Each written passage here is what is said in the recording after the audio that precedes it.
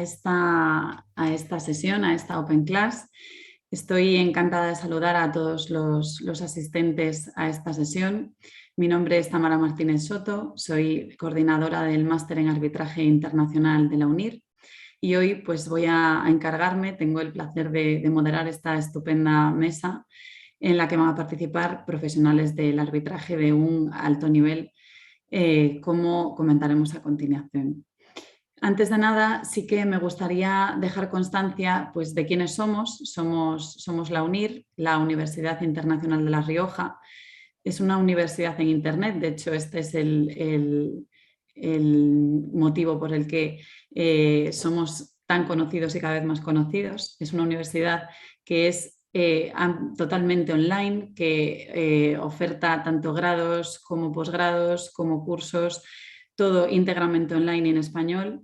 Y por esto creemos que es algo interesante que sepáis que está aquí la universidad y que la oferta de títulos pues, es muy interesante para todos vosotros. Como decía, soy la coordinadora de este máster. Es un máster en arbitraje internacional, es un máster oficial, es un máster que da acceso al doctorado, que trata un tema en alza como es el arbitraje internacional y que pues estaría encantada de informaros y de recibir vuestros correos, vuestras peticiones, si necesitáis información a nivel académico o de otro tipo, porque como decimos el arbitraje pues es un tema en alza y es un tema que cada vez pues es más importante en muchos ámbitos, ¿no? Y por esto hoy vamos a hablar de este tema en esta Open Class. Esta Open Class que, como ya conocéis, va a tratar, el tema central que va a tratar es el de los puntos de conexión entre el arbitraje y las cortes, tanto en Perú como en Colombia. Y para hablar de estos temas, como comentaba, contamos con profesionales de muy alto nivel en el mundo del arbitraje. Voy a pasar a presentar a cada uno de ellos para luego dejar paso ya a sus intervenciones y no tener que interrumpir y que podamos escuchar todas sus intervenciones todo seguido, ¿no? Una seguida de la siguiente, no perdamos el hilo, ya que todas ellas son muy interesantes y tratarán temas de gran calado. La primera intervención la realizará el profesor Alberto Montezuma. Alberto Montezuma es abogado, es árbitro y además es docente universitario. Bueno, desarrollando un poco estas cuestiones, es presidente del Consejo Superior de Arbitraje y bueno, adelanto que en ningún caso voy a desarrollar sus currículums en total, ya que abarcaría demasiado tiempo, ¿no? Ya que sus currículums son extensos y brillantes, y voy a mencionar pues, las cuestiones más relevantes de cada uno de ellos. Como decía, Alberto Montezuma es presidente del Consejo Superior de Arbitraje, es árbitro con experiencia en resolución de conflictos vinculados a asuntos comerciales, contratación civil y contratación con el Estado. Ha sido capacitado en la Cámara de Comercio Internacional de París, en el College of Law and American University, en el Centro de Arbitraje de la Cámara de Comercio de Lima, el CEU San Pablo en España. Es miembro de distintas listas de arbitraje en cámaras de comercio de Perú y del Registro Nacional de Árbitros del OSTE. Es también miembro de la lista de árbitros de la Corte de Arbitraje de la Cámara de Comercio de Madrid y como abogado es abogado consultor de empresas, patrocinador de causas en sede arbitral y en sede judicial. Y para terminar, como decíamos, también es docente universitario y como docente es profesor de Derecho de la Cátedra de Litigios y Tutela Jurisdiccional, en títulos valores también, y es también profesor de Derecho Procesal y Resolución de Conflictos y Arbitraje en la Universidad ESAN. El profesor Alberto Montezuma realizará la primera exposición, la primera intervención, y le seguirá la profesora Cecilia O'Neill. La doctora Cecilia O'Neill es abogada e investigadora del Centro de Investigación CIUB, decana de la Facultad de Derecho y profesora del Departamento Académico de Derecho de la Universidad del Pacífico. Como decía, es doctora en Derecho por la Pontificia Universidad Católica del Perú. Es máster en Derecho por la University of Pennsylvania en Estados Unidos. Es abogada por la Pontificia Universidad Católica del Perú y ha realizado estudios de especialización en arbitraje. Sus intereses de investigación se enfocan sobre todo en derecho civil, derecho corporativo, derecho regulatorio y arbitraje, y en esos campos ha realizado actividades de consultoría y preparación de reportes legales. También es árbitro en procesos arbitrales administrados por el Centro de Arbitraje de la Cámara de Comercio de Lima el Centro de Arbitraje de la Pontificia Universidad Católica del Perú y el Centro de Arbitraje de la Cámara de Comercio Americana del Perú, AmCham. Es miembro de diversos comités y comisiones relevantes en el mundo del arbitraje y es miembro también del capítulo latinoamericano e iberoamericano del Instituto de Derecho Mercantil Internacional de la Cámara de Comercio de París. Además, tiene experiencia como docente en cursos de acto jurídico, seminarios de derecho civil, destrezas legales, y ha también escrito y cuenta con diversas aportaciones en este sentido, en materia de arbitraje. Para terminar, la última intervención de esta Open Class correrá a cargo de la profesora Irma Rivera. Irma es abogada socia de Brigaro Urrutia, donde lidera el equipo de litigios, arbitraje e insolvencia, entre otras cuestiones. Gestiona además aquí también el programa de valor compartido de la firma. Es experta en mediación, en métodos alternos de solución de conflictos y estrategia de negocios.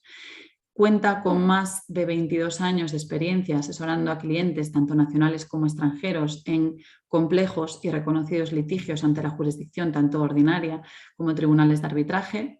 Es además árbitro ante el Centro de Arbitraje y Conciliación de la Cámara de Comercio de Bogotá y Cali y Centro de Análisis y Resolución de Conflictos de la Pontificia Universidad Católica de Perú. Además, es docente en programas de posgrado y en diversas universidades y es miembro de numerosas instituciones del arbitraje, por poner un ejemplo, el Club Español del Arbitraje y diversas asociaciones relevantes como la Asociación Latinoamericana de Arbitraje y de Arbitral Women. Ha escrito también numerosos artículos en materia de arbitraje. Como les decía, son tres profesionales de un nivel muy relevante. Voy a dar ya paso entonces a la primera intervención para no ocupar más tiempo hablándoles de ellos y que ustedes les escuchen directamente. Gracias. Alberto, cuando desees. Okay, muchas gracias, Tamara. Buenas tardes, buenas noches, buenas a todos. Muy contento y muy agradecido por la invitación que me ha hecho unir para participar en esta Open Class al lado de queridas y siempre muy queridas amigas como es Irma y Cecilia, con quien nos conocemos. Bueno, todos los que estamos en el mundo del arbitraje tenemos una vinculación. Somos hermanos por arbitraje, diríamos ahora. Bien, centrando un poco en el tema que voy a tratar, he escogido algo que considero bastante interesante porque el arbitraje en el Perú en los últimos años, y diría yo desde el año 2008 en adelante, no sin antes decir que hemos tenido una historia desde el año 90 y tantos, ha comenzado a tener una ebullición particular. Y podríamos decir en este momento que en el Perú hay muchos abogados que nos dedicamos únicamente al arbitraje y a la docencia, que creo que es una ventaja que en muy pocos lugares se da. Y esto se debe a un fenómeno que voy a comenzar a contar porque nos permite, la idea que yo siempre traigo es un poco que conozcan acerca del arbitraje en Perú y acerca de cuál es en cierta manera este motor que ha venido moviendo este ejercicio del arbitraje en el Perú. Y voy a hablar del arbitraje en general y puntualmente del arbitraje en materia de contratación con el Estado. ¿Y por qué este asunto? El arbitraje, nosotros tenemos una ley que acaba del año 2008, está cumpliendo ya 14 años. Es una ley inspirada en la ley Modelo Uncitral, modificada con la modificación del 2006, pero aparte tiene una particularidad muy importante, que es una ley que ha sido adaptada a nuestra realidad, porque hemos tenido la suerte de que las personas que hicieron esta ley eran gente que vivían el arbitraje y conocían muy bien, y tuvimos digamos, esto ha sido una especie de aquellos que creen en los astros, una conjunción de astros que permitió que la ley de arbitraje se introduzca al Perú por el camino correcto, sin ninguna intervención política y sin ninguna mediatización política. Y tenemos una ley magnífica. Entonces ¿y a qué viene todo esto? Esto ha sido lo que ha impulsado más todavía lo que les voy a contar. En la contratación con el Estado es algo que practican todos los estados. Todos los estados contratan con particulares bienes, servicios, obras, y en particular en el Perú, la contratación con el Estado ha tenido un ingrediente adicional, que este año estamos celebrando 25 años de la ley que introduce al arbitraje como medio alternativo de resolución de conflictos en esta actividad de la contratación del Estado. Y entonces es la ley 26850, cumple 25 años. Esa es la primera piedra, es el primer paso que se dio, y luego han habido una serie de modificaciones hasta actualmente por N razones, pero el hecho es de que esto ha impulsado mucho y ha generado un despliegue de trabajo y un despliegue de conocimientos y de prácticas particulares en este tema del arbitraje en materia de contratación con el Estado. Entonces la idea es que la solución a las controversias que surjan en la contratación con el Estado deben ser resueltas por arbitraje. Pero quiero aclarar un tema previo. ¿Por qué ha sucedido esto? ¿Cuál es el efecto de esto? Estudios nos dicen que por lo menos el Estado durante un año contrata o celebra entre 8.000 y 10.000 contratos. Y dentro de esa contratación, obligatoriamente, tiene que, todas las controversias que surjan se resuelven mediante arbitraje. Entonces, tenemos un universo de 10.000 contratos entre grandes y pequeños, de servicio, desde la compra-venta de útiles de escritorio, hasta las construcciones de grandes carreteras, edificios, puentes, emprendimientos, solamente en materia de contratación con el Estado. No estamos hablando de las relaciones públicas-privadas ni de las concesiones, sino solamente regidos bajo la ley de contrataciones con el Estado, regido mediante la ley que regula cómo el Estado debe invertir de manera eficiente la compra de bienes y la promoción y construcción de infraestructura en el país. Vamos un poco caminando en el asunto. Esta contratación con el Estado tiene dos fases muy importantes. Una es la fase administrativa, en la cual se ejecuta toda esta convocatoria de la licitación pública hasta la adjudicación de la buena pro. En este primer segmento de la contratación pública no interviene el arbitraje. Se sigue un procedimiento administrativo. Si hay algún problema que surja, se sigue un procedimiento administrativo que actualmente es resuelto por un tribunal que se llama el Tribunal del OCE, que es un tribunal de la entidad supervisora de las contrataciones y que resuelve los temas de orden administrativo previos y que se dan en el camino de la contratación final. Luego que se adjudica la buena pro, se celebra el contrato. El contrato que sea, un contrato de bienes, un contrato de servicios, un contrato de obras, el contrato que sea. Y este contrato tiene una cláusula de resolución de controversias. Y esta resolución de controversias es ahí donde juega la figura de la conciliación y particularmente la figura del arbitraje. Entonces, el arbitraje en materia de contratación con el Estado está para resolver las controversias que surjan en ese contrato, ¿no?, que se celebra con el propósito que se hizo esta licitación, este concurso público, esta adjudicación directa. Y nos tiene que llamar un poco la atención, porque bueno, podemos hablar de arbitraje, sí, claro, ¿y cuál es la idea que nosotros tenemos del arbitraje? El arbitraje es voluntario, ¿no es cierto? Eso es lo que todos hemos aprendido, sabemos que el arbitraje es voluntario, de acuerdo de dos partes para... Sin embargo, el arbitraje en materia de contratación es obligatorio. Es obligatorio porque la ley dispone, obliga, que todas las controversias que surjan de estos contratos tienen que resolverse mediante arbitraje. Y ese es el primer choque que comenzamos a tener. Al menos cuando yo vi esto, tuve un encuentro con fue un tema con esto, porque oye, pero esto no puede ser, porque el arbitraje tiene que ser voluntario, no puede ser definitivamente obligatorio. Bueno, pero la respuesta está ahí. El Estado, de alguna manera, tiene que rayar la cancha para que pueda funcionar. ¿Y cómo lo hacen? Mediante la aplicación de leyes. El Estado se comunica mediante normas legales, y las normas legales informan a la población, a aquel que quiere hacer alguna actividad con el Estado, de que la manera de contratar con el Estado es siguiendo esta ley, sometiéndose a esta ley, y si existiese en la etapa de ejecución contractual algún problema, alguna disputa, esta disputa se va a resolver mediante arbitraje. Y es ahí donde el particular, al aceptar las condiciones, se somete a esta propuesta que da el Estado, que dice, conmigo solamente arbitramos. Ok, ¿quieres hacer negocio conmigo? Sí, quiero hacer negocio contigo. Ok, entonces solamente vamos a arbitrar para resolver las controversias. Entonces, eso de ahí, digamos, nos devela este primer misterio, ¿no? Que nos dice, yo me acuerdo que estuve con el profesor Stefan Kroll y le conté este tema y le dijo, ¿cómo que va a ser? Esto no es arbitraje entonces, ¿no? Y le expliqué, entonces un poco que se llegó a entender el tema.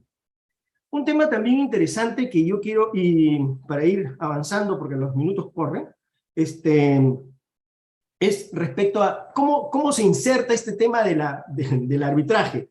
Y hubo cláusula arbitral. Las primeras leyes regulaban la inserción de una cláusula arbitral en los contratos, a pesar de que era obligatorio, y esto fue, yo creo que esto ha sido como una pedagogía, ¿no? Porque ha hecho que todos los contratos tengan una cláusula arbitral. Y decían, si por defecto, por alguna razón, no hay esta cláusula arbitral, definitivamente vamos a tener una cláusula de tal tipo que se inserta automáticamente. Entonces, y ahora no hay contrato que no tenga una cláusula arbitral. Ciertas características particulares en el arbitraje en materia de contratación con el Estado. Es ad hoc o es institucional, como todos lo sabemos, pero esta figura de ad hoc o institucional está regulada, porque dependiendo la cuantía de la controversia, el litigio podrá ser ad hoc o podrá ser institucional. Con sus modalidades de cómo se llega a una institución o a otra, etcétera, que está regulado. Es un tema muy importante que este es un arbitraje de derecho, siempre será de derecho, no habrá arbitraje con el estado de conciencia. Y tiene una particularidad de que la norma establece la ley aplicable y la forma como se aplica, y establece una especie hay una prelación normativa que se tiene que utilizar y que es de orden público, entre ellas, y lo narran así, ¿no? Actualmente es el artículo 45.3 algo de la ley, que dice que primero prima la Constitución, ¿no es cierto? Luego la ley de contrataciones con el Estado, las directivas del OCE, el contrato, y en última instancia, si no hay ninguna de estas normas pueden llegar a solucionar, se hace uso de las normas del derecho civil. O, en todo caso, el árbitro tendrá que explicar por qué aplica el derecho civil y no aplica la norma de contratación con el Estado.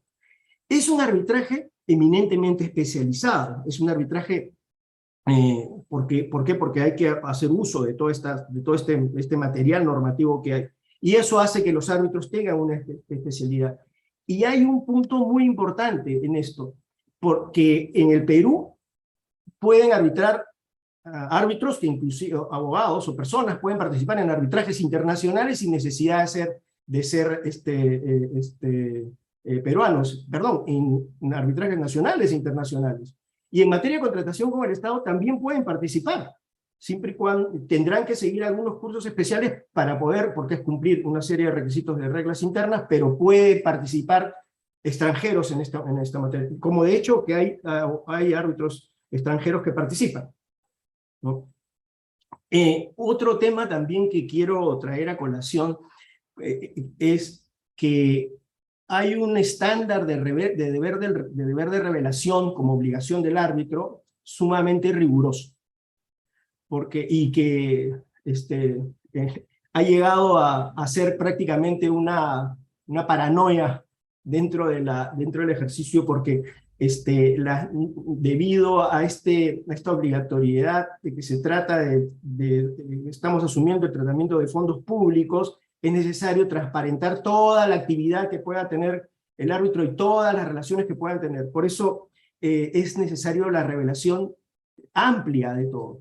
Más ahora, ya que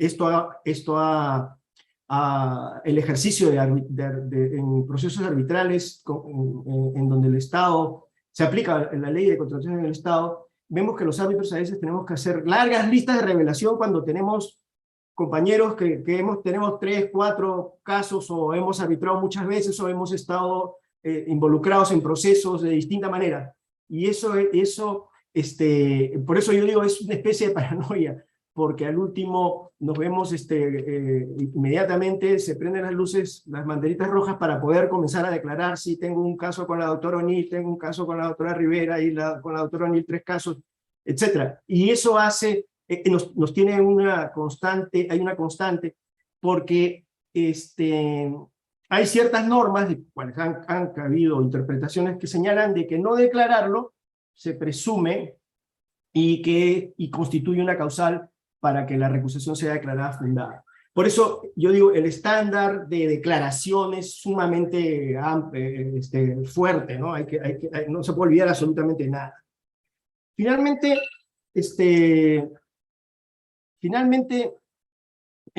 para cerrar un poco esto, la idea de seguir en este tema de la contratación con el Estado y el arbitraje en materia de contratación con el Estado nos ha permitido en el Perú a desarrollar una especialidad, ¿no? Como es en el arbitraje, y una especialidad vinculada a una materia de derecho público, y que llama mucho la atención porque el arbitraje asume situaciones de derecho privado, pero sin embargo, acá el Estado, al momento de contratar, se iguala al particular y discute sus razones de igual a igual en un proceso arbitral, que esa es un poco la idea.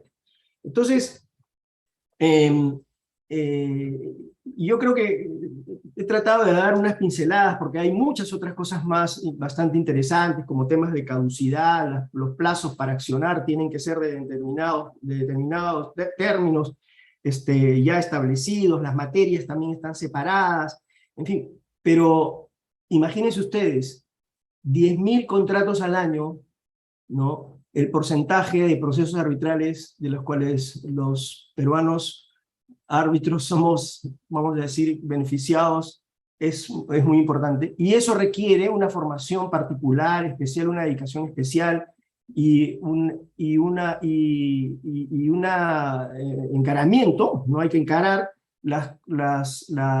estas situaciones que a veces las materias se vuelven tan complejas que no tienen nada que envidiar a un proceso arbitral internacional. Bueno, quiero dejarles con eso, y yo encantado y agradecido por la invitación de Tamara y UNIR, también mi casa de estudios, y estoy atento a las preguntas que quisieran hacer. Gracias, Tamara. Muchas gracias, Alberto, por tu exposición, por la claridad y por las ideas tan destacables que has comentado en este sentido de la situación, ¿no? tan curiosa que se ha dado con la inclusión de esas cláusulas en este ámbito de la contratación pública. Voy a dar paso a Cecilia O'Neill. Antes sí comentar una cuestión que antes se me ha olvidado para los asistentes, y es que podéis usar el chat para dejar las preguntas que a medida que vayan avanzando las ponencias, pues se os vayan ocurriendo. Y deciros también, me han pedido por favor que cuando termine la exposición que no os salgáis enseguida, ya que pues desde el departamento de la universidad os van a pasar si queréis realizar una encuesta de satisfacción. Nada más. Paso a Cecilia entonces. Bueno, muchas gracias, Tamara. Gracias a UNIR por la invitación, que me hizo mucha ilusión cuando la recibí. Bueno, estoy encantada de estar con Alberto, con Irma. Alberto no lo veo hace tiempo, a Irma la vi hace relativamente poco, pero siempre es muy agradable verlos nuevamente. A ver, yo creo que sería conveniente para ustedes aproximarse al asunto del arbitraje en el Perú a partir de del mundo constitucional, digamos, ¿no? Entonces yo, cuando me invitaron a ese evento, pensé que sería bueno que yo les contara un poquito en los minutos que tengo cuál es la relación entre el arbitraje y la Constitución en el Perú, y por eso yo Creo conveniente abordar este asunto desde dos grandes temas. El primero es un tema interesante, que es discutir si los árbitros pueden hacer control constitucional, ¿no? Esa es una discusión. Voy a tratar de resumir, obviamente, imagínense, en ese tiempo, en los minutos asignados, no, voy a dar unas pinceladas nomás, ¿no? De lo que yo creo relevante. Entonces, una cosa es la discusión sobre si los árbitros podemos o no hacer control constitucional en el Perú, y la segunda gran cosa es cuál es la relación entre el arbitraje y las acciones de amparo, que en el Perú, como en muchos lugares de Latinoamérica, claramente son una herramienta digamos, para satisfacer los derechos constitucionales básicos, ¿no? Además del habeas corpus, claro. Entonces, sobre lo primero, yo pensaba cómo abordar, ¿no?, el asunto del control difuso en el arbitraje, y yo pensaba en paradojas, en situaciones paradójicas, ¿ya? Porque eso es lo que finalmente ha ocurrido en esta discusión. Si yo a ustedes les digo, piensa en una paradoja, sí, del día a día, me pueden decir, no sé, en casa del herrero, cuchillo, palo, me pueden decir, menos es más, lo barato sale caro, brilla por su ausencia, que son frases típicas, vísteme despacio que tengo prisa, ¿no? Esa famosa. Son frases que contienen paradojas, o sea, son ideas que incurren en una contradicción lógica que parecería que son contrarias al sentido común, ¿no? Pero, a ver, estas son paradojas inofensivas, con además un alto contenido retórico, pero hay paradojas que sí no podemos aceptar, y una paradoja que no debería permitirse es la siguiente: en defensa de la Constitución no se puede preferir la Constitución. Eso sí que es una paradoja, pero que sí se hiciera concreta, si se volviera real, sería un problema grande, ¿no? Y esta frase paradójica, que en mi opinión es inaceptable, creo que representa la posición de quienes creen que los árbitros no pueden ejercer control constitucional, ¿no? A ver, ustedes saben, hay dos mecanismos claros para hacer control constitucional. Uno es el control difuso, constitucionalidad, que es característico del sistema del common law, ¿no? Que supone que el control lo realizan los jueces de manera directa en un caso concreto, ¿no? Para tratar de mantener la armonía con los presidentes judiciales. Bueno, en el Perú los jueces pueden hacer control constitucional, la Constitución lo permite expresamente, y las normas obviamente inferiores, y le dicen, ustedes, jueces, pueden en un caso concreto preferir, digamos, decidir no aplicar una ley en este caso concreto porque es contraria a la Constitución. Y el segundo gran sistema de control constitucional es el control concentrado, ¿no? A partir de tribunales constitucionales que, al detectar una norma que atenta contra la Constitución, una ley, pues la desaparecen del universo jurídico, ¿no? Con efectos para todo el mundo, como si fuera una ley derogatoria, ¿no?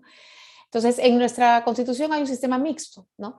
Y los jueces claramente pueden hacer control difuso, ¿no? Y eso está claramente establecido en la Constitución. Entonces, ahora, ¿los árbitros pueden hacerlo? Miren, bueno, yo estimo que sí, ¿no? El artículo 139 de la Constitución dice que son principios de la función jurisdiccional, bueno, la unidad, la exclusividad de la función jurisdiccional, claramente, y luego se dice que no puede haber jurisdicciones independientes, salvo, dicen, la militar y la arbitral, ¿no?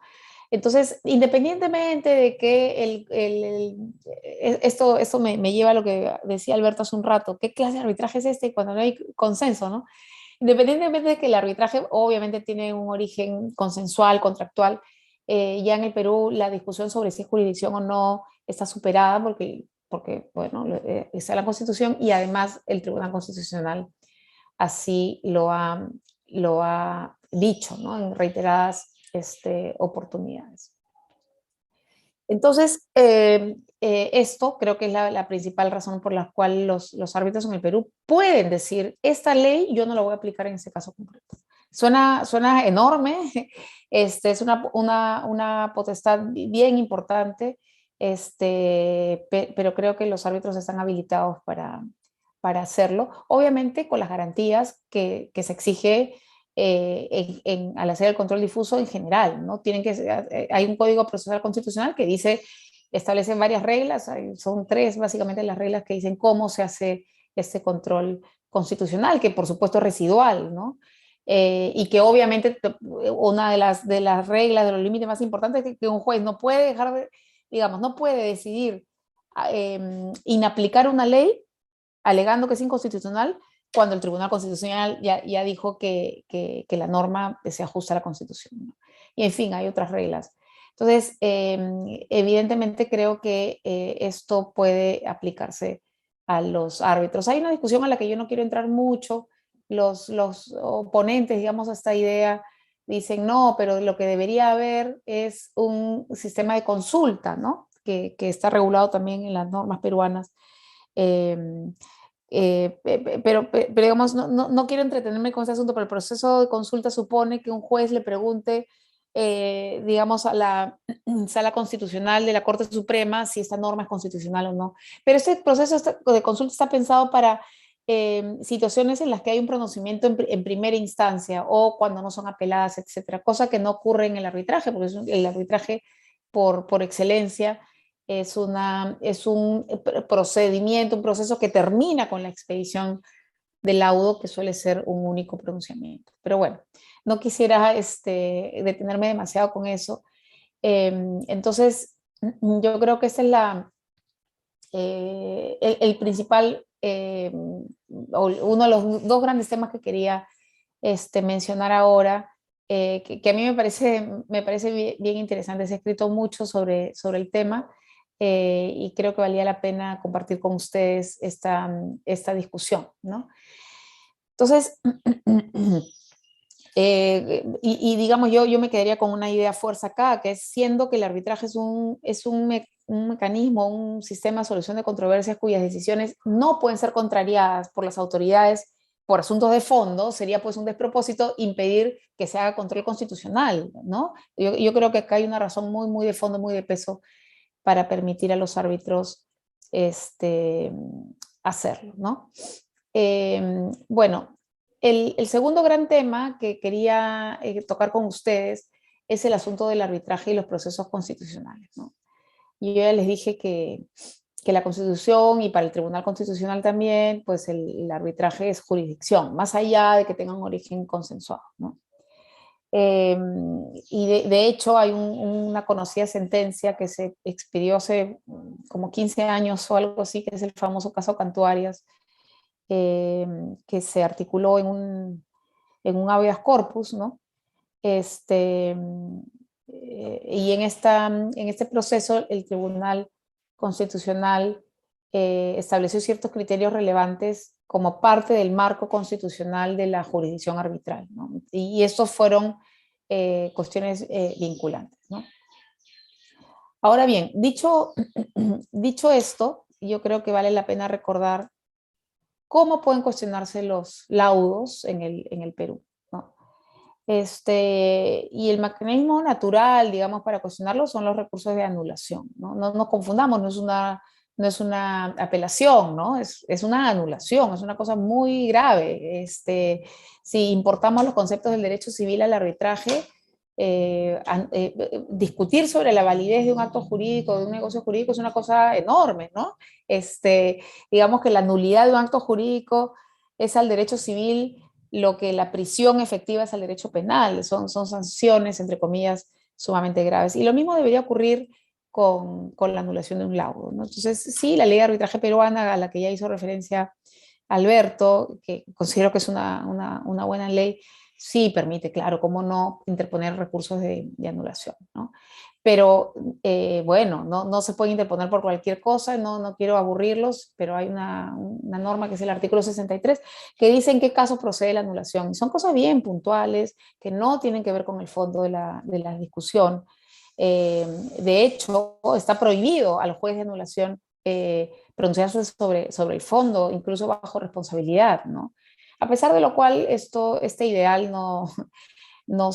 digamos, no siempre se ha cumplido. Sí existen jueces que se han pronunciado sobre el fondo, pero afortunadamente no en su mayoría. Yo diría que normalmente los recursos no tengo las estadísticas conmigo, pero sí que las hay, y normalmente los recursos de anulación van al meollo del tema, básicamente que son cuestiones referidas al debido proceso, ¿no?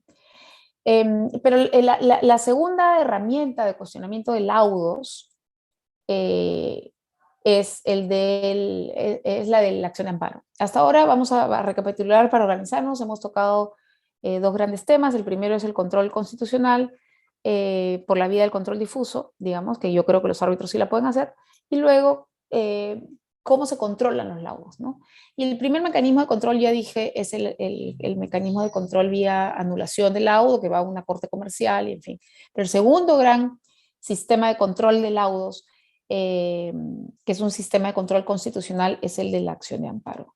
Y este fue un asunto que preocupó muchísimo digamos, a los practicantes del derecho del arbitraje en el Perú durante mucho tiempo, porque lo que había pasado es que se había utilizado el amparo como un mecanismo habitual para controlar laudos, lo cual evidentemente ocasiona como impacto, te genera como impacto directo que el arbitraje sea un lugar poco seguro, ¿no?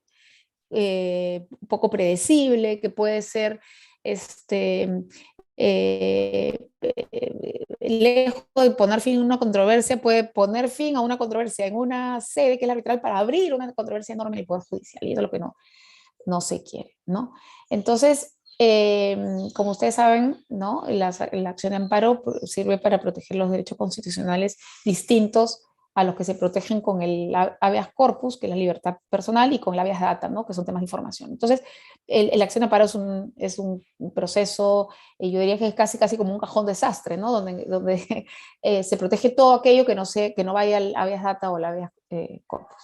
Entonces, sí, claro, la pregunta acá es si es que y cuándo procede la interposición de amparo contra laudos arbitrales, ¿no? El Código Procesal Constitucional, que regula el amparo en detalle, pues no lo dice en detalle, ¿no? Valga la redundancia. Entonces, acá sí es bien importante tener en cuenta la evolución jurisprudencial. O sea, el Tribunal Constitucional ha marcado hitos en el Perú. Afortunadamente los ha marcado de manera tal que ha hecho que el arbitraje sea de alguna manera predecible. Entonces, y lo logró con una sentencia bien importante, que es un precedente de observancia obligatoria a la que llamamos el caso María Julia, digamos, porque era el nombre de una de las empresas involucradas en este proceso. Es el famoso expediente 142-2011, conocido como el caso María Julia, que es el precedente vinculante que hoy está en el Perú, ¿no? Y la idea es tener en cuenta a partir de este precedente, yo creo que son las ideas más importantes con las que se tienen que quedar ustedes, si me permiten la sugerencia, es saber cuándo no procede el amparo arbitral y cuándo sí procede, ¿no? Entonces, a partir de esta sentencia podemos afirmar lo siguiente, ¿no? El recurso de anulación es el recurso procedimental específico por excelencia. De hecho, tampoco quiero ocupar demasiado tiempo en esto, pero recuerden, el amparo en general es residual, ¿no? Y la ley de arbitraje así lo dice, además lo dice expresamente. Oye, un momentito, al amparo se va cuando no hay vías igualmente satisfactorias, ¿no? El amparo, último recurso. Bueno, yo digo, ley de arbitraje, que la anulación, el recurso de anulación es la vía procedimental específica igualmente satisfactoria para proteger los derechos constitucionales. O sea que no necesitas ir al amparo. Esa es la premisa, ¿no? Entonces, digamos, de ahí partimos. Cuando no hay convenio arbitral, me voy a un amparo, no, te vas también al recurso de anulación, ¿no? Que de hecho tiene una causal que se relaciona con esto. Otra idea fuerza, ¿no? Si yo interpongo una acción de amparo, no se suspenden ni se interrumpen los plazos para demandar en el proceso ordinario, ¿no? El cuestionamiento del laudo arbitral. Entonces hay como señales que está dando el mercado constitucional para evitar que el amparo sea manipulado groseramente y permita establecer obstáculos para el desarrollo del arbitraje. Y acá viene digamos, el meollo del tema, ¿no? Lo que dice María Julia es 3 cosas. Dice, ¿cuándo sí procede el amparo? ¿No? Y acá les pido prestar atención. María Julia no dice, el Tribunal Constitucional de María Julia no dice nunca hay amparo para cuestionar los arbitrajes. No, no dice eso. Dice sí, claro, pero con mucho cuidado. Primero, cuando se invoca la vulneración, ¿no?, de precedentes vinculantes establecidos por el Tribunal Constitucional. Claro, un árbitro no va a ir contra lo que dice el Tribunal Constitucional. 2, cuando en el laudo arbitral se ha hecho control difuso, por eso que preferí empezar con ese tema, sobre una norma que ha sido declarada constitucional por el tribunal. O sea, ¿quién es un árbitro para decir, esta ley es inconstitucional, yo no la aplico? Cuando el Tribunal Constitucional ya dijo que sí es constitucional. Perdón por el trabalenguas. Entonces, hasta ahora vamos 2 cosas. 1, cuando se invoca la vulneración directa de precedentes vinculantes. Ahí sí va el amparo arbitral. 2, cuando en un laudo el árbitro dice que una ley es inconstitucional, cuando el Tribunal Constitucional ya dijo que esa ley no tiene ningún problema. Y 3, esta regla es bien regla, entre comillas, bueno, sí, regla, claro, emanada de este precedente, cuando el amparo es interpuesto por un tercero que no forma parte del convenio arbitral y se le ha afectado pues, su derecho constitucional como consecuencia del laudo. Es natural. Si este es un tercero que no forma parte del convenio arbitral, ¿por qué el tribunal arbitral puede pretender hacerle extensivo el laudo, ¿no? Es verdad que en el Perú, y eso es un pie de página a esto tercero, ¿no?, tenemos ese famoso artículo 14 de la ley de arbitraje que permite extender el arbitraje a quienes no suscribieron el convenio, pero estas personas que no suscribieron el convenio no son terceros, son parte del arbitraje, pero se llaman partes no signatarias.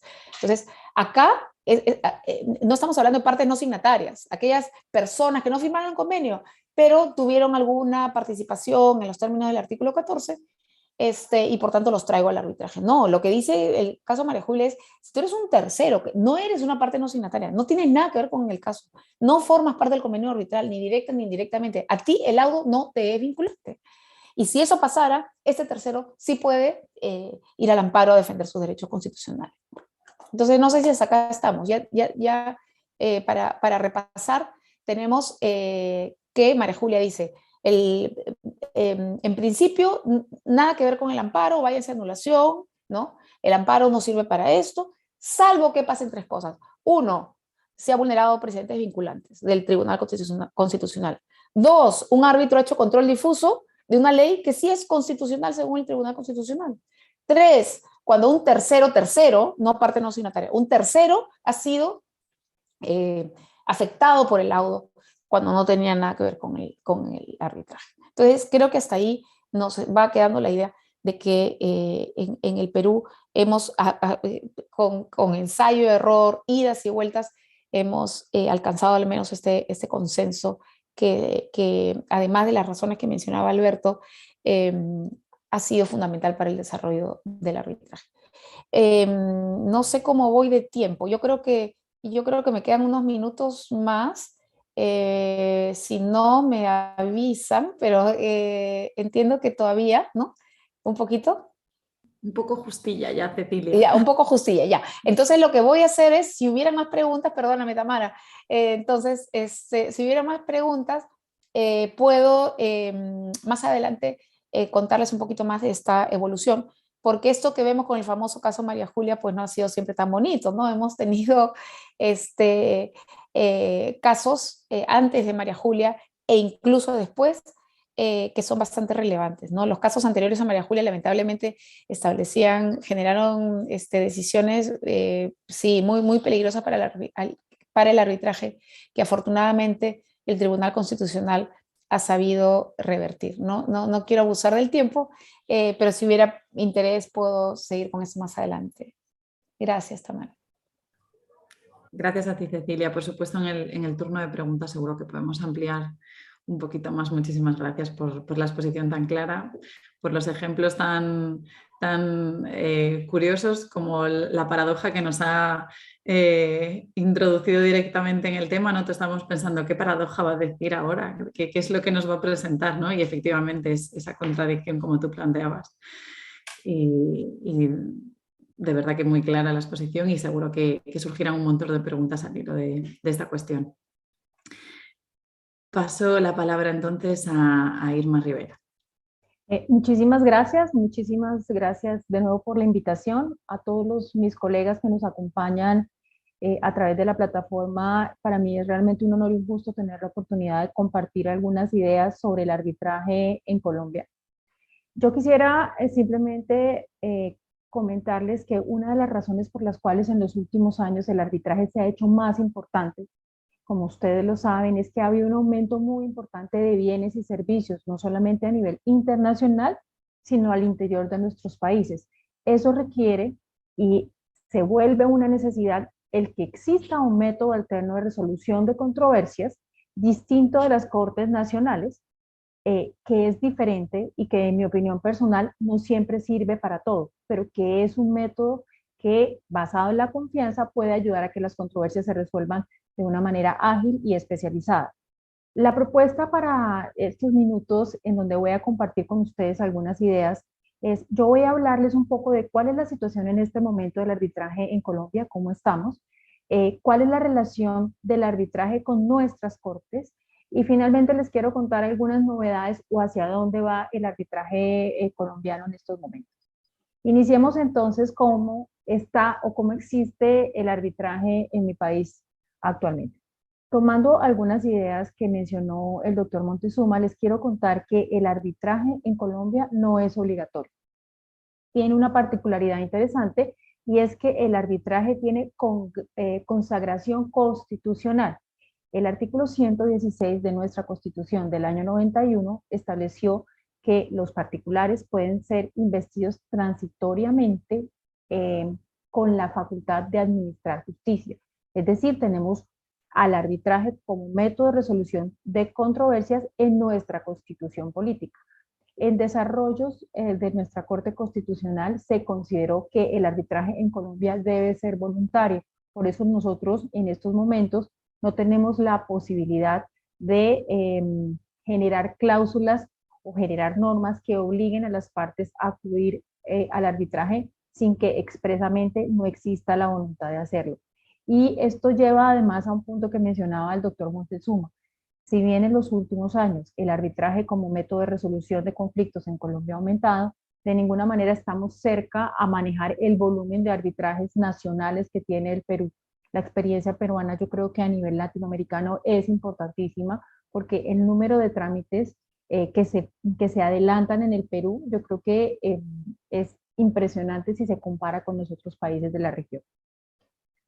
Tomando la idea de que está regulado a nivel constitucional, hace algunos años el país, a través de una decisión política, tomó como objetivo que Colombia se volviera una sede amigable para el arbitraje internacional, pero además decidió reforzar las normas del arbitraje nacional.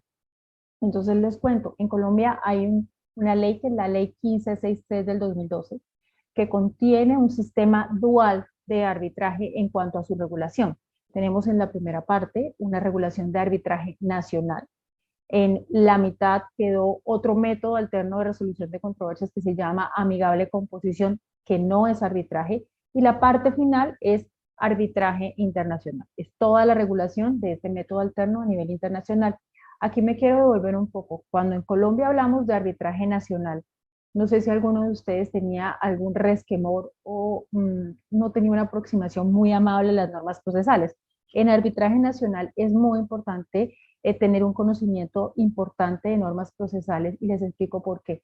Porque el estatuto en esa parte tiene toda la regulación del procedimiento, pero además en vacíos remite al Código General del Proceso y si se ha establecido que queremos que el reglamento de un centro de arbitraje sea el que aplique, habrá que conocer las normas procesales de ese centro en particular, aunque hay una uniformidad más o menos dentro de todos los centros a nivel nacional, pero sí es necesario conocer las particularidades de cada reglamento. Cuando estamos hablando de arbitraje internacional, la decisión que que se tomó en Colombia fue traer la ley modelo de UNCITRAL para permitir que esas normas que están circulando en varios de nuestros países le diera más celeridad e hiciera de más fácil acceso el arbitraje internacional en nuestro país. Se asumieron los criterios de internacionalidad que trae la ley modelo y se estableció además que en Colombia, al darse uno de esos criterios, y estas son decisiones que se han dado a través de decisiones jurisprudenciales, estaríamos frente a un arbitraje internacional. Por el contrario, así yo pacte arbitraje internacional, si no se dan los criterios, lo que acaba sucediendo es que el arbitraje sería nacional. Digamos, estas decisiones políticas han sido acompañadas no solamente de estas regulaciones que fortalecieron el arbitraje en el año 2012, sino adicionalmente de una posición de nuestras altas cortes. Estas altas cortes han apoyado al arbitraje y yo quisiera dividir, digamos, ese soporte o esa intervención de las cortes desde dos aspectos. Uno, son funciones de apoyo propiamente dichas, y otras son funciones en donde las Cortes Nacionales pueden tomar decisiones y hacer revisiones y tener un control directo sobre ciertos aspectos del arbitraje. Lo que sí les quiero dejar de presente es que en Colombia la intervención de los jueces en materia arbitral está arreglada por las normas que pues regulan el arbitraje. Cuando hablamos de funciones de apoyo o de soporte, la intervención de los jueces, y les doy aquí algunos ejemplos generales, es fundamental. Por ejemplo, cuando hay que designar árbitros en arbitraje nacional y no existe un mecanismo acordado por las partes para que esa designación se haga, tenemos que acudir a los jueces. Cuando se necesita apoyo en la práctica y ejecución de medidas cautelares, los jueces van a apoyar a los árbitros. Cuando estamos hablando de arbitraje internacional y es necesario que se practiquen algunas pruebas, los jueces de Colombia están habilitados para ayudar a esos árbitros en la práctica de esas pruebas.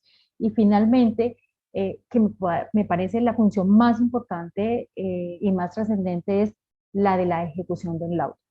Como me imagino que lo habremos revisado en algunas de las charlas anteriores, los árbitros solamente pueden declarar el derecho, no tienen la posibilidad o no tienen el jus imperium. ¿Qué quiere decir eso? Que si el laudo no es cumplido de manera voluntaria, tendremos que acudir a los jueces o cortes nacionales para que esas jueces y cortes nacionales hagan efectivos esos derechos que han sido declarados por los árbitros. Y todo ese trabajo, si no tuviese ese sustento y ese soporte de las cortes nacionales, quedaría simplemente para enmarcar. Afortunadamente, las cortes nacionales le están dando apoyo a los árbitros y cuando las decisiones no son cumplidas, pues se acude a la jurisdicción para hacer que esos derechos realmente sean efectivos. Finalmente, en el segundo nivel de intervención de las Cortes, a mí me gustaría hablar de algunas funciones de control y de seguimiento que tienen las Cortes Nacionales. Funciones de control relacionadas, por ejemplo, con la decisión de los recursos de anulación, o en algunos países que se lo denominan de nulidad. La función de fallar los recursos de revisión, que es un recurso extraordinario que tiene causales propias, la facultad de tomar decisiones cuando se presentan acciones de protección constitucional que en Colombia se llaman tutelas. También los jueces colombianos tienen la posibilidad de iniciar investigaciones penales o investigaciones disciplinarias en contra de los operadores, en contra de los árbitros, en contra de las partes y en contra de los secretarios de los tribunales arbitrales, si se dan los presupuestos, por supuesto, para hacerlo. Y hay una función interesantísima que va alineada en la posición que nuestro país ha, digamos, asumido en los últimos años, y es la que tiene que ver con el reconocimiento de los laudos internacionales. Colombia es signatario de la Convención de Nueva York y adicionalmente de la Convención de Panamá. Nuestra Corte en los últimos años ha empezado a desarrollar una línea jurisprudencial pro arbitraje, respetando lo que establecen estas convenciones que son tan importantes y empezando a tomar decisiones que han evolucionado de lo que teníamos años atrás. Decisiones que además le han promovido al arbitraje y que para algunos de mis colegas permite reforzar la idea de que Colombia en algún momento, ya lo está haciendo, pero en algún momento sea una sede de arbitraje mucho más utilizada cuando estamos hablando, por ejemplo, de fallos muy bien sustentados en recursos de anulación, y que los laudos internacionales que se vienen que los llevan a la Corte Suprema para que sean reconocidos, pues puedan surtir efectos a nivel interno, es decir, entren al comercio jurídico colombiano. Y finalmente, ¿hacia dónde se está moviendo el arbitraje? Les quiero contar que, pues, como todo lo bueno es susceptible de mejorar, y yo creo que además, si tenemos buenas normas, como yo creo que existen, pero si tenemos jueces y árbitros que son juiciosos en su aplicación, aunque eso suceda, podemos hacer mejores cosas. En este momento hay un trámite de un proyecto de ley que busca ajustar ciertos temas de nuestro estatuto arbitral. Solamente les quiero mencionar uno que me parece muy interesante, y es, se está pensando en la posibilidad de incorporar a nuestra normatividad la figura del árbitro de emergencia. Para aquellos que han oído esa figura, es una figura bien interesante que existe a nivel internacional. Nosotros no la tenemos incorporada en nuestra legislación, y se está pensando en la posibilidad de que los operadores, los centros de arbitraje, incorporen esa figura dentro de sus reglamentos, de forma tal que ese árbitro de emergencia pueda proteger antes de que el tribunal se instale, porque es una figura que es temporal, que tiene que actuar de manera muy rápida y expedita y proteja de manera clara el objeto de lo que va a ser discutido en el arbitraje, las pruebas, y además, por ejemplo, los bienes que posiblemente van a servir en el futuro para pagar el laudo. Vamos a ver cómo termina al final el proyecto, pero esa figura se busca que sea incorporada en nuestras normas internas. También se está hablando, por ejemplo, de la posibilidad de tomar decisiones o laudos anticipados, que los árbitros en situaciones particulares y precisas puedan fallar antes de finalizar todo el trámite. Por ejemplo, en trámites en donde no hay una carga probatoria, sino simplemente se está fallando o se está decidiendo un punto de derecho. Para concluir un poco lo que les quiero transmitir, yo creo que es muy importante desde el punto de vista de la existencia del arbitraje, la relación que tiene el arbitraje con las Cortes Nacionales. Yo considero personalmente que el arbitraje no podría sobrevivir si esas Cortes no le dan el apoyo suficiente, por supuesto, tomando decisiones, yendo acompañadas de unas normas que seguramente les dan el soporte para tomar las decisiones. Yo creo que tienen una simbiosis fundamental que permite que en ocasiones las decisiones judiciales y las decisiones arbitrales vayan un poquito más adelante de la norma escrita, por lo que también es muy importante que a través del legislativo se actualicen las legislaciones y se permita que el soporte normativo de nuestro derecho civil vaya acompasado con decisiones judiciales y arbitrales que generen confianza. Y al existir confianza, pues el arbitraje va a ser acordado y va a sobrevivir en el tiempo. Al final, la idea que les quiero compartir es que ya sean los árbitros, los jueces, los apoderados de parte, lo que nosotros estudiamos y ejecutamos como abogados es simplemente el derecho, y el derecho es una ciencia social que cambia a veces mucho más rápidamente si lo comparamos con las normas que tenemos escritas, pero creo que el reto de todos los que estamos involucrados en el arbitraje es, los que son árbitros, tomar decisiones fundamentadas en las normas y en lo que sucedió en el procedimiento, los que son jueces, soportar esas decisiones de los árbitros, y si es necesario hacer correcciones, por ejemplo, anular laudos bajo las condiciones y con las limitaciones que la ley establezca, hacerlos de manera fundamentada, y si es posible negar la anulación también. Y si tenemos reconocimientos de laudos extranjeros que cumplen con los requisitos que la convención establece, respetar esas convenciones de las cuales nuestros países somos partes. Al final, lo que se busca con este método alterno de resolución de controversias es que, como su nombre lo indica, las controversias sean resueltas de manera definitiva y no nos aproximemos o no sembremos vientos para luego cosechar tempestades. Muchísimas gracias. Muchísimas gracias, Irma. Muchas gracias por la exposición. Muchísimas gracias por por ajustarte tan exactamente al tiempo, porque es verdad que te has ajustado al tiempo milimétricamente. Bueno, me gustaría, hemos dejado constancia en el chat y hemos animado a los asistentes a que nos dejen sus preguntas. Yo quiero trasladarles que están a tiempo de incluir más preguntas.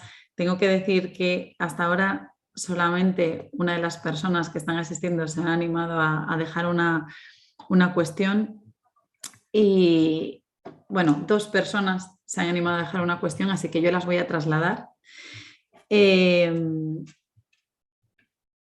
Voy a trasladar una de ellas justo en el momento en el que el profesor Alberto Montezuma estaba realizando su exposición.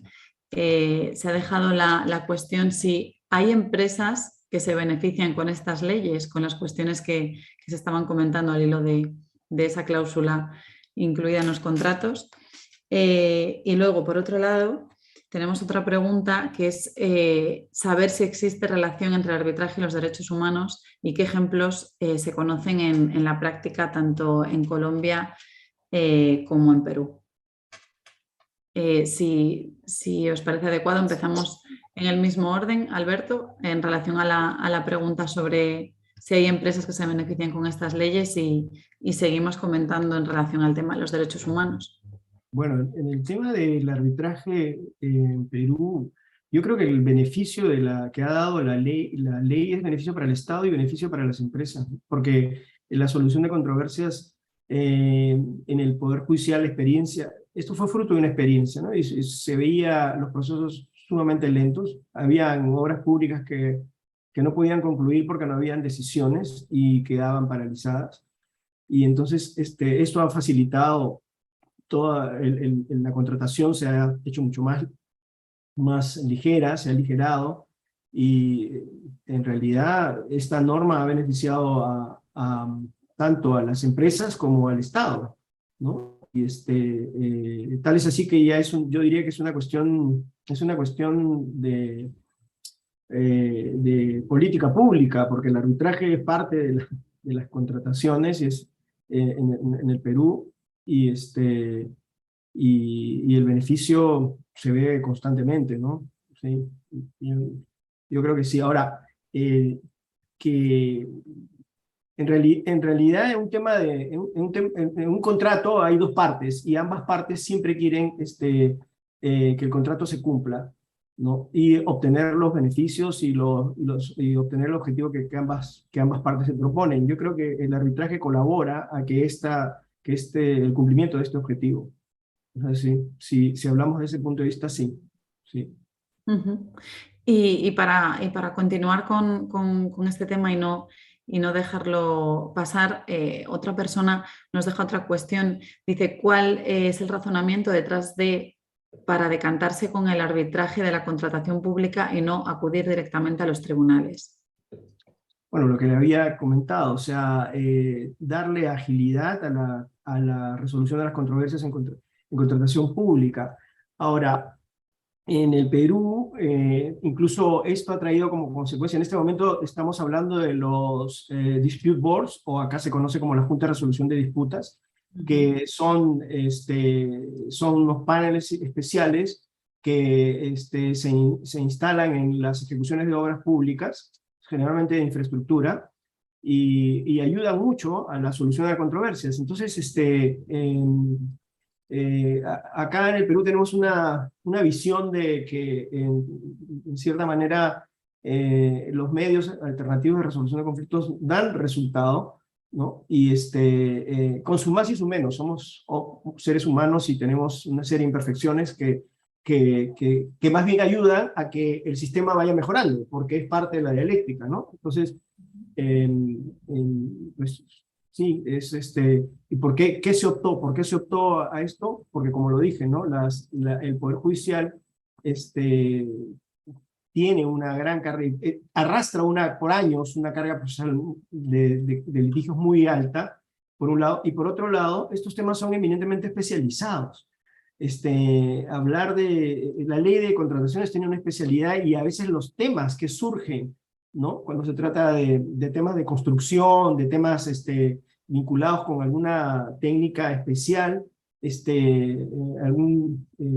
ingenierías, cuestiones materiales y cuestiones incumplimientos y cosas esos se pueden ventilar de una manera amplia y con garantía del ejercicio del derecho de defensa de ambas partes con mucha más amplitud dentro de un proceso arbitral, cosa que no sucede en el Poder Judicial. Yo estoy seguro que en más de un país, cuando nos citan a un informe oral, les dan 3 minutos para que hablen, y estoy seguro que en 3 minutos o 5 minutos no puedes explicar un caso que representa la vida de tu cliente o el negocio de tu cliente. Entonces, en arbitraje, el proceso le pertenece a las partes y los árbitros hemos sido escogidos para resolver el litigio de las partes y estamos obligados a escucharlos, y el proceso les pertenece a ellos. Nosotros lo amoldamos y lo dirigimos para conseguir un resultado que sea satisfactorio para ambas partes, o cuando menos que sea satisfactorio para la resolución misma de la controversia.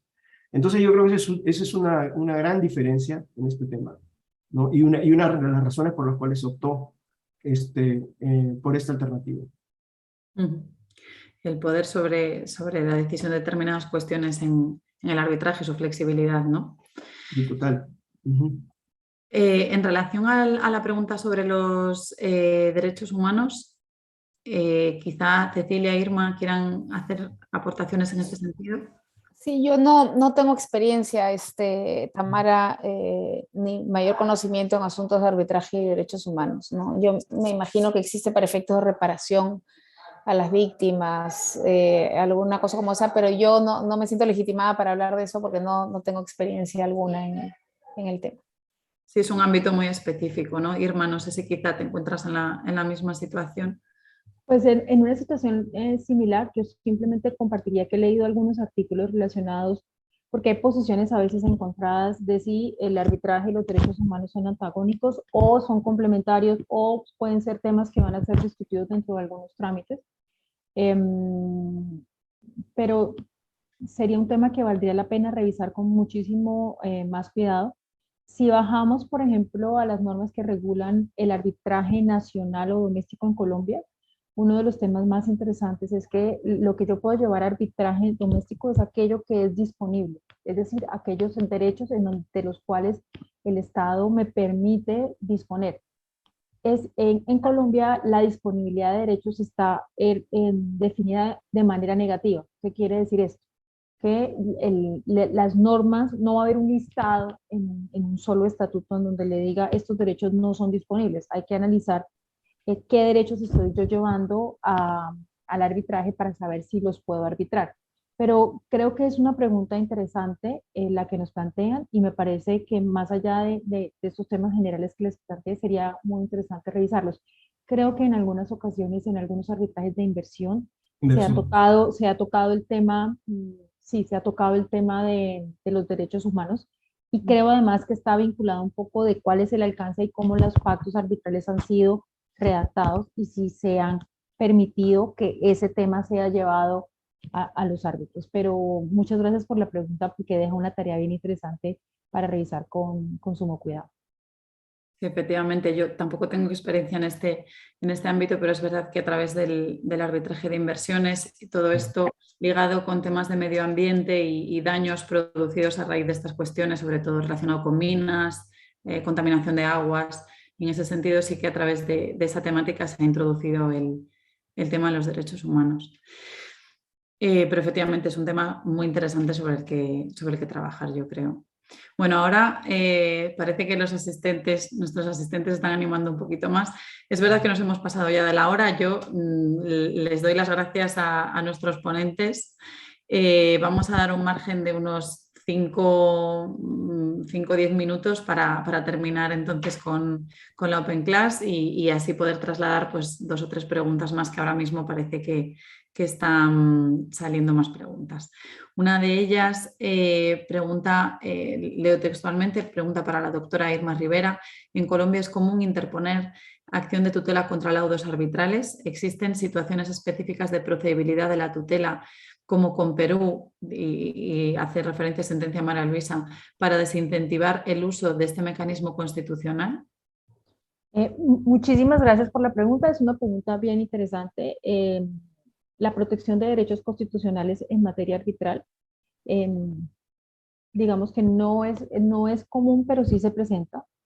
Y se presenta no solamente contra el laudo, en ocasiones como el trámite arbitral es de una única instancia y no tenemos una instancia a quien que revise las decisiones de los árbitros durante el trámite, si se presenta una vulneración de un derecho fundamental, con una serie de limitantes, porque al final en Colombia las decisiones de los árbitros se asimilan a decisiones judiciales. Y cuando estamos hablando de decisiones judiciales, hay todo un régimen restrictivo de cómo tiene que ser esa violación para que un juez de tutela entre y rompa la decisión que ha tomado un juez o en este caso un árbitro. Sí se presentan tutelas contra los laudos arbitrales. Sí hay unas sentencias que han establecido cuáles son los criterios. Les comparto solamente un criterio que es fundamental y es, aunque ha habido variaciones en posiciones jurisprudenciales, en principio se debe cumplir con el principio de subsidiariedad. Es decir, que no haya ningún otro mecanismo, por ejemplo, que nos esté adelantando el trámite del recurso de anulación y se presente una tutela que busque que decida ese recurso de anulación antes de que el juez de anulación lo decida. Sin embargo, aquí encontramos algunos antecedentes en donde se han tramitado tutelas y recursos de anulación de manera paralela y otros antecedentes jurisprudenciales en donde el juez de tutela dice, espere a que termine el recurso de anulación. No obstante, como lo decía Cecilia, en Colombia pasa lo mismo, el recurso de anulación no revisa el fondo.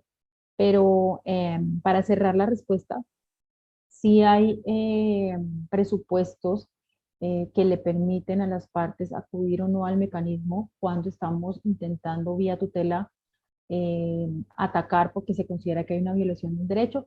Si quieren, lo que podemos hacer, Tamara, para que lo pudiera circular, podría mandarles algunos precedentes para que los miren y si hay alguna duda, con todo gusto lo podemos revisar.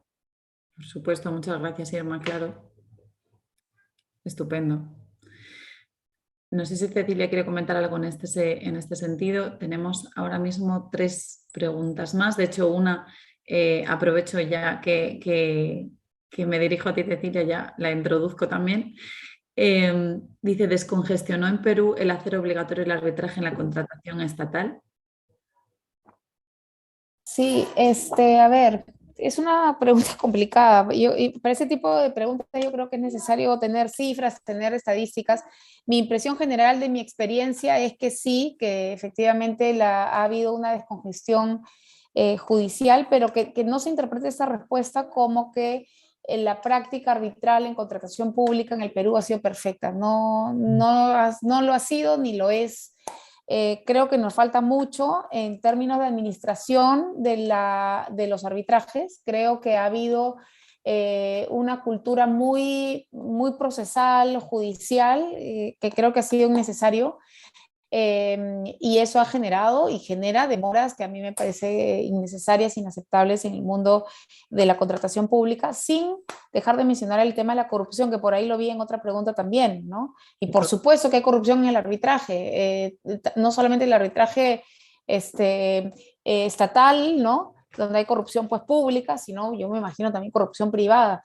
Sí la hay, y mencionan un caso, los casos de Odebrecht, pero no solamente los casos no solamente, perdón, me está despidiendo, no solamente los casos de Odebrecht, sino muchos otros más, ¿no?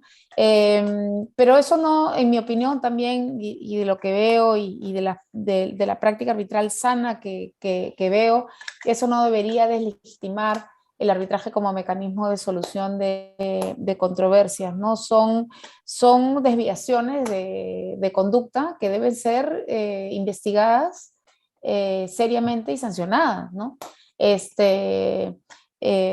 Pero eso, en mi opinión, no debería habilitar el desarme del sistema, sino más bien las herramientas para la lucha contra la corrupción, ¿no? Esa es mi impresión, no sé si ayudó mucho la respuesta. Además, quisiera completar un poco, es decir, la reacción también del Estado es ajustar la reglamentación, ¿no? Porque como y estableciendo determinados requisitos, se ha regulado temas vinculados a cuantías para determinar que los procesos sean institucionales o sean ad hoc. El Estado de alguna manera trataba de buscar alguna corrección de temas que no estaban, según ellos, tratados adecuadamente.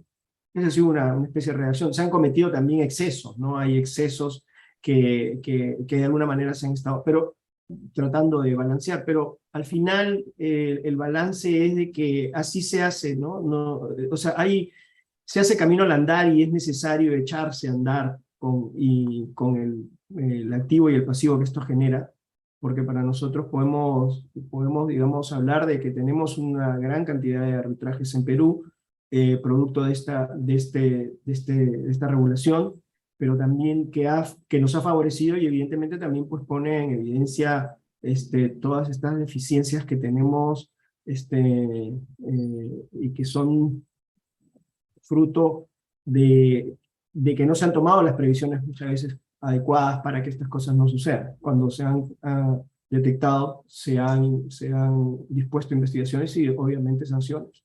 ¿Qué es lo que hay?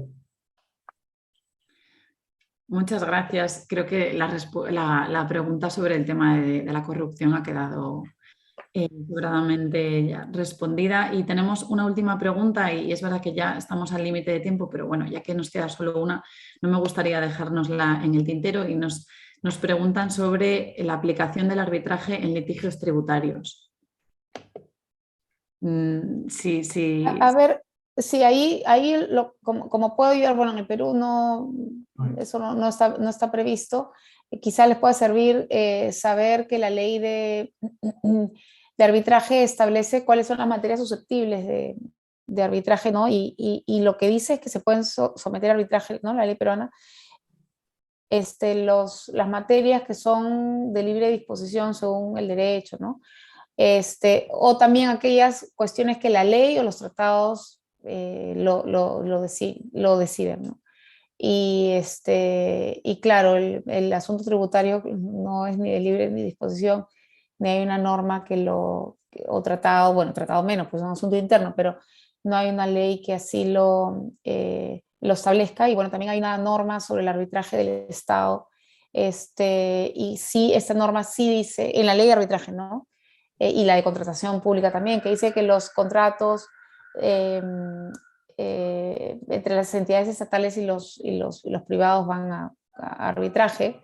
Y en fin, pero no hay una disposición en el Perú que permita que el arbitraje sea extensivo al tema tributario. Muchas gracias, Cecilia. Bueno, pues no sé si Irma quería hacer una aportación, me ha parecido, ¿verdad? Pues yo lo que quería decir es que en los últimos años se ha empezado a hablar de muchos tipos de arbitraje. En Colombia no hay arbitraje tributario hasta ahora. Sí se ha empezado a mencionar que el arbitraje tributario podría ser una necesidad que ayudaría a la administración a tomar algún tipo de decisiones en algunos aspectos particulares, pero en este momento no lo tenemos. Pero si ustedes ven, cada vez más el arbitraje se va especializando. Hoy estamos hablando, por ejemplo, de arbitrajes en temas societarios de manera específica. Estamos hablando ha llegado a Latinoamérica con alguna fuerza algunos de nuestros países, por ejemplo, el arbitraje en temas deportivos. Lo que creo es que para poder llegar a nuevos tipos de arbitraje en donde no es claro o no es materia disponible, sería necesario tener el sustento normativo que permitiera que esas controversias fueran llevadas a la decisión de los árbitros. Muchas gracias, Irma. Bueno, con esta pregunta, como decía, pues vamos terminando. Para los que estamos hacia un lado del charco es muy, muy tarde. Para los que estáis en el otro lado, hacemos así, casi nos vemos, ¿no? Pero muy pequeñitos. Para unos es un poquito tarde y para otros es muy tarde, no queremos alargarlo más. Lo primero, muchísimas gracias a nuestros ponentes por haberse brindado a acompañarnos en esta Open Class, por las brillantes exposiciones, por responder a todas estas preguntas que han ido surgiendo. Y bueno, pues simplemente transmitiros nuestro agradecimiento, tanto en nombre de la universidad como el mío personal, y que espero pues, que volvamos a coincidir pronto y haceros coincidir de nuevo también y que podáis volver a veros, ¿no? Como ha sido este reencuentro casual. Así que bueno, pues muchísimas gracias. Muchas gracias. Muchas gracias. Y hasta Mil pronto. gracias. Buenas noches, tardes. Adiós. Buenas noches, tardes, exactamente. Y a los asistentes, recordaros el tema de la encuesta que nos han pasado nuestros compañeros del departamento, para que podamos tener vuestras impresiones sobre la Open Class. Y dejo mi correo aquí por si surgiese alguna cuestión en relación al evento, alguna cuestión que surja a posteriori o que sirva de canal de comunicación, por si queréis plantear alguna cuestión también a los ponentes, o la cuestión que decía Irma, por ejemplo, haceros llegar alguna información, pues que sirva de canal de comunicación. Y bueno, pues simplemente me despido, quedo a vuestra disposición para cuestiones que puedan surgir, y hasta pronto. Hasta luego. Gracias, hasta luego. Gracias.